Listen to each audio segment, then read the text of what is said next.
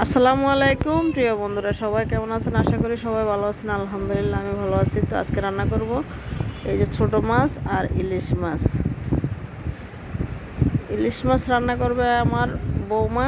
এই যে কাঁঠালের বিচি দিয়ে ছোট মাছ রান্না করব। কাঁঠালের বিচি খালায় কাটতেছে। ইলিশ মাছের লেজের ভর্তা হবে, কাঁঠালের বিচি দিয়ে ছোট মাছ রান্না হবে, ইলিশ মাছ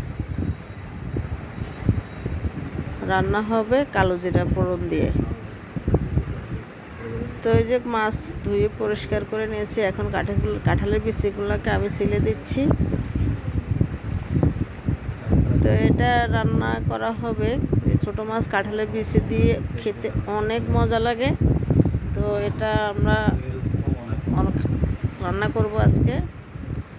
আর রান্না হবে কলার মোচা ভর্তা, ইলিশ মাছের লেঙ্গার ভর্তা, করলা ভাজি। তো এত কিছু দেখাইতে গেলে তো ভিডিও অনেক বড় হয়ে যাবে, তাই দেখাইতে পারতেছে না। তো এখন আমি বসাই দিয়েছি একটা পাতিল।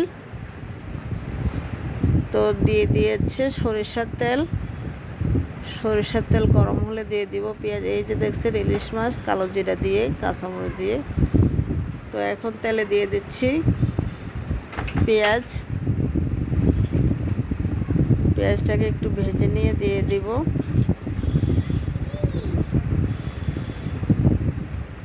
দিয়ে দিলাম আদা রসুন পেস্ট। এটাকে ভালো করে কষিয়ে নেব। দিয়ে দিব হলুদের গুঁড়া, দিয়ে দিয়েছি হলুদের গুঁড়া পরিমাণ মতো। দিয়ে দিলাম মরিচের গুঁড়া,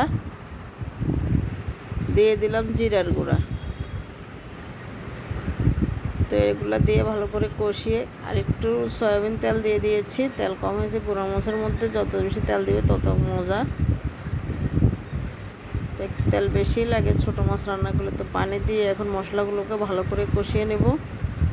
তো দিয়ে দিয়েছি, মশলাগুলো কষানো হয়ে গেছে। দিয়ে দিয়েছি কাঁঠালের বিচিগুলো।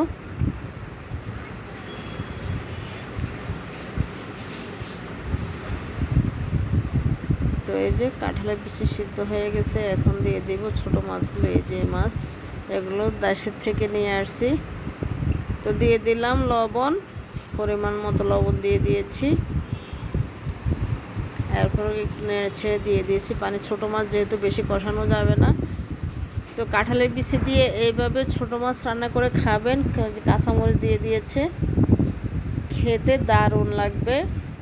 তো অনেকেই আছে তো ছোটো মাছ কষিয়ে রান্না দিয়ে দিয়েছি টমেটো।